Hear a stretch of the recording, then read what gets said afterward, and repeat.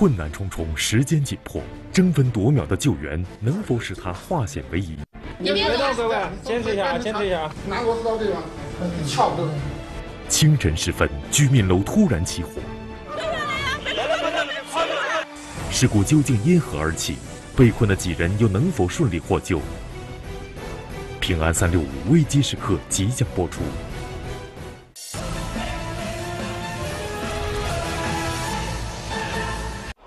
2016年2月3日，距离农历春节就只有几天了。新年意味着新的开始。河南省洛阳市一位淘气的小朋友圆圆，却给自己找了一个大麻烦。这个有40分钟啊，俺跑新三元，他叫他叫来这，俺想着俺从534来过，想着近。咋回事？咋喝三元说是？喝奶就拿水给喝奶。圆圆今年只有6岁，刚刚上1年级。据他的爸爸介绍，圆圆是在喝水的时候突然被杯盖卡住的。要不这舌头越肿越狠，它肯定出不来了。你拿那个，舌尖的1/3处，前面伸出来这个部位呢，已经发紫变黑了。拿啥东西给它切开啊？你这不切开它咋弄？这太紧了。你看，就是它这主要是你看它这点还这有一个这么长的一个东西。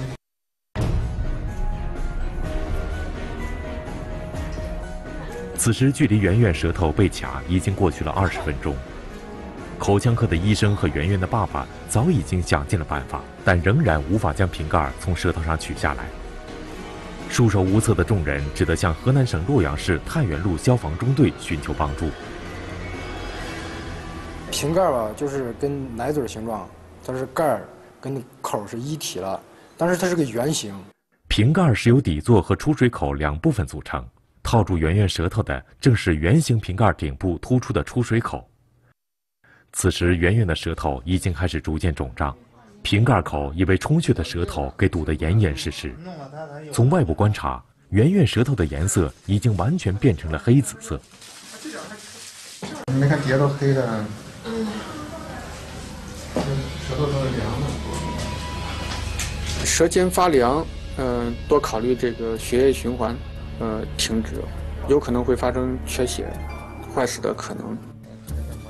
如果圆圆的舌头发生坏死，首先会影响到她的语言和进食功能，严重一点甚至会影响到呼吸系统。如果发生这样的情况，受伤的不只是圆圆，对于这个家庭来说将是永远的痛。他现在磨薄了，用咱的剪子剪着行不行？剪不动，剪不动。已经薄了吗？撬的，我是想插到这钩，拿螺丝刀这个，撬不动。然后我们想的办法就是用我们专门配的那个剪子，把它剪开。谁知道一剪这个不行，因为那个杆是塑胶，然后软。我们这个剪子呢，只能剪一些硬物。熟胶的韧性高，有一定的弹性，剪子等工具很难将它切开。是不是软的？是吧？是不是使不上劲儿？是不是？圆圆的舌头被卡已经将近1个小时了，看着她黑紫色的舌头，大家都是一阵心痛。它这点还这儿有一个这么长的一个东西。可是，一时间谁也没有更好的办法。无计可施之下，医生提出了一个大胆的想法。那你这拿个啥东西稍微磨一点印儿啊？这不敢弄啊！弄了它有那牙。修复科用的这个磨钻，能不能拿来应用到这个小孩子的这个瓶盖破除之中？你们有？这不是用啥烧热细一点的？这咋能是？医用电动磨钻是一种用于外科手术的专业工具，可进行骨头的磨削、切割等工作。这就是让家长看记录好啊。非常小心翼翼，因为那个打磨钻那个转速非常厉害，还能产生这个热量，毕竟那是塑料。幸运的是，圆圆虽然无法说话，但是可以看得出，她对于救援是比较配合的。几经努力，医生和消防队员终于从瓶盖侧面切出了一条空隙。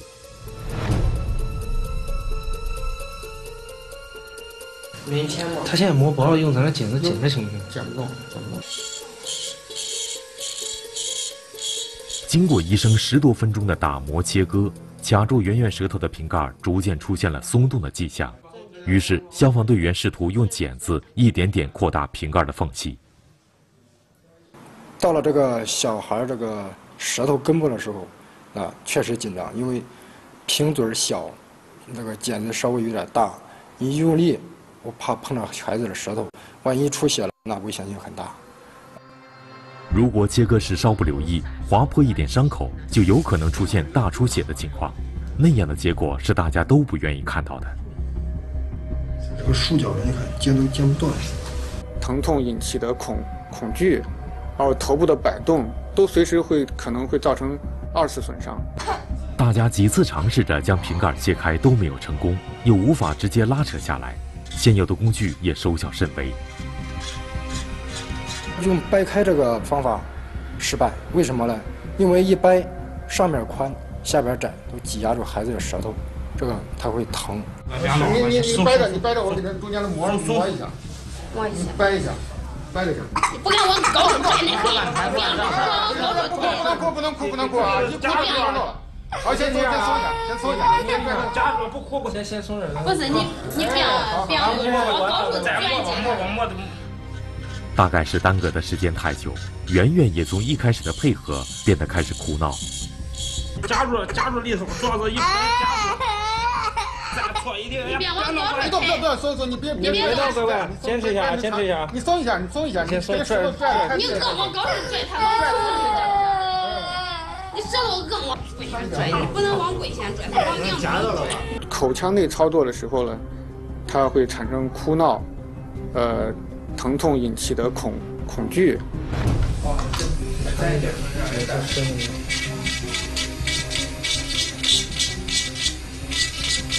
经过大家的共同努力，瓶盖的空隙变得宽松起来。开了，不动，开了。好了，出来。啊，我的乖乖呀！好了。瓶盖终于和圆圆的舌头成功分离开了。看到这样的情况，大家也都松了一口气。事后了解到，圆圆习惯用吸的方式来喝水，这样喝水时就产生了负压，出水口吸住了舌头，而舌头被吸进出水口后，静脉血回流受阻，舌尖越来越肿胀，也就卡得越来越紧。医生表示，如果不是救治及时，圆圆的舌头很有可能因为被卡时间过久发生坏死。现在只要等待她的舌头消肿以后，观察一段时间就可以出院了。在实际生活中，孩子舌头被卡的事件也并不罕见。2013年7月23日，江西省宜春市宜丰县的浩浩喝水时，不慎将奶瓶把卡在了舌头上。经过消防队员的切割拆解，终于将奶瓶从浩浩的舌头上取了下来。2013年6月12日，广西崇左市一名小男孩因为贪玩，将舌头伸进了易拉罐内。经过消防队员近20分钟的拆解，终于将男孩的舌头和易拉罐分开。一起儿童被卡事故，让人们觉得无奈又着急。如果在生活中遇到孩子被卡的情况，我们又该怎么施救呢？可以在这个部位呢涂一些润滑剂，包括肥皂水，洗涤用水。如果这种方式不奏效的情况下，不建议采用暴力，不建议长时间的尝试，那叫及时的就医。平安365提醒大家，孩子在成长时有着他们自己独有的行为习惯，他们除了以用手去摸，还会以用嘴去尝的方式来了解外在的事物。对于年幼的孩子，一旦有类似的舔咬行为，家长应该马上阻止。一些容易对孩子们造成危险的物品，如硬币、针线、坚果类食物，尽量放在孩子们接触不到的地方，以防类似事故的再次发生。清晨时分，居民楼突然起火，好多人啊，还有小孩子。熊熊大火，步步紧逼的危险，他们能否顺利获救？平安365危机时刻正在播出。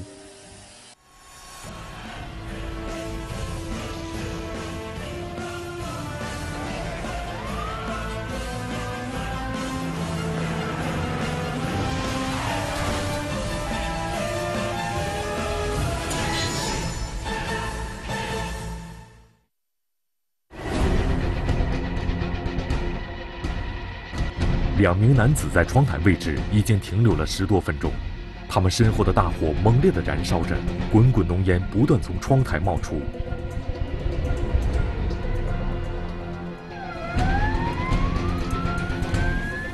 人救下来拿不到了，他们有没有人？好多人啊，还有小孩子。5楼的火势已经正在向6楼翻卷蔓延，吸入大量烟气，情绪十分激动的情况下，有可能发生跳楼的危险。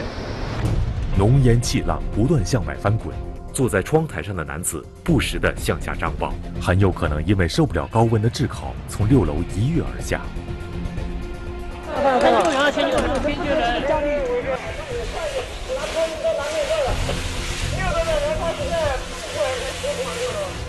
为了尽快压制火势，消防队员们第一时间冲进了火场。此刻，进入火场内部搜救的攻坚组也遇到了不小的麻烦。2名被困男子所在房间的防盗门是反锁的，而2人被大火围困在窗台上，完全无法动弹。防盗门结构，比较难破拆，我们立即采用开门器进行破拆。小心一点，请小心一点。时间紧迫，指挥员立即下令对防盗门进行强行破拆。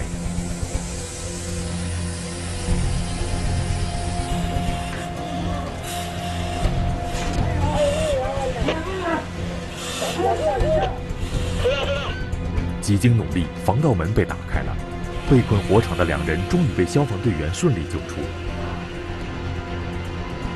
刚松了一口气，一个意外情况又发生了。都在下面，听到没有？四毛巾把嘴捂住。用4毛巾把嘴巴捂起来，听到没有？女子姓张，是起火居民楼5楼的住户。据她描述，此时她的女儿还困在火场中。指挥员立即将被困女孩的情况通知了搜救小组。很快，搜救小组传来了消息。当搜索到502室时，发现家里面有3名被困人员，其中有1名4到5岁的小孩。没领导，这2个小姑娘，里面还有2个小孩。女孩被送往了安全地带，其余的几名被困人员也已经全部被找到。小孩小点啊，我们这2个小姑娘下去了。还有2个是吧？随后，消防队员对大火发起了猛攻。10分钟后，明火被全部扑灭。经过统计，受火灾影响较大的共有4户居民，直接造成的经济损失高达20余万元。那么，这起惨烈的火灾到底是如何发生的？是人为还是意外呢？为了查明真相，消防部门的火灾调查组首先找到了受灾最严重的住户王先生。结果我儿子看到好像楼501那个窗子里有烟出来了，有一次烟出来嘛，好像上面有东西掉下来，拿那个上面没马上捂住嘴下去了，因为楼梯高的烟很大。王先生是5楼的住户，事发时他和妻子、孩子正在家里看电视，现在他的房间里已经是一片狼藉。根据王先生的描述和现场的火势蔓延痕迹，起火点最终被火调人员确定在了5层。起火的这栋居民楼共有6层，每一层有着大大小小近10个房间。要调查火灾的原因并不容易，而对于任何调查而言，证据越多就越容易接近真相。但是面对这样一个已经变成废墟的现场，想要找到蛛丝马迹，无异于大海捞针。但是火调人员知道，在火场残留下来的废墟中，任何一个细节都有可能成为关键的线索。火调人员首先检查了电气线路，但是线路上没有明显的短路迹象。同时通过勘查，各个厨房事发时也没有使用明火的痕迹。起火原因似乎愈发扑朔迷离，但火调人员心中的不安却越来越强烈。因为种种意外起火的可能性都被排除后，剩下来的就是人为因素了。也就是说，这起火灾很可能是人为放火。就在火调人员开始对居民一一排查时，一名男子带着3个孩子主动找到了调查人员。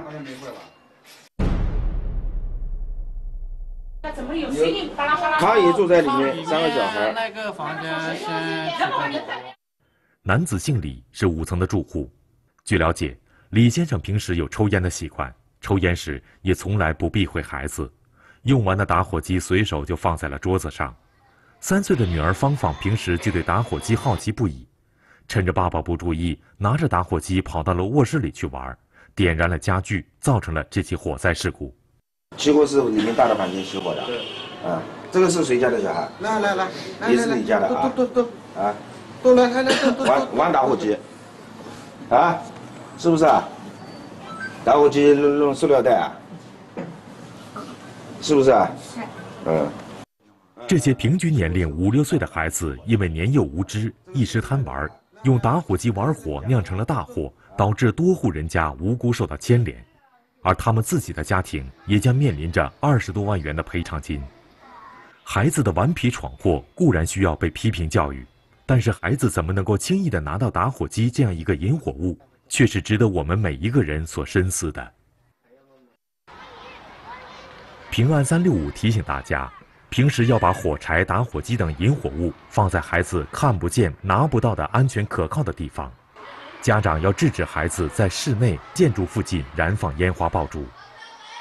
外出时要把煤气、液化气的总开关关闭，不要把孩子单独留在家中，更不要将房门反锁，以免发生危险的事故。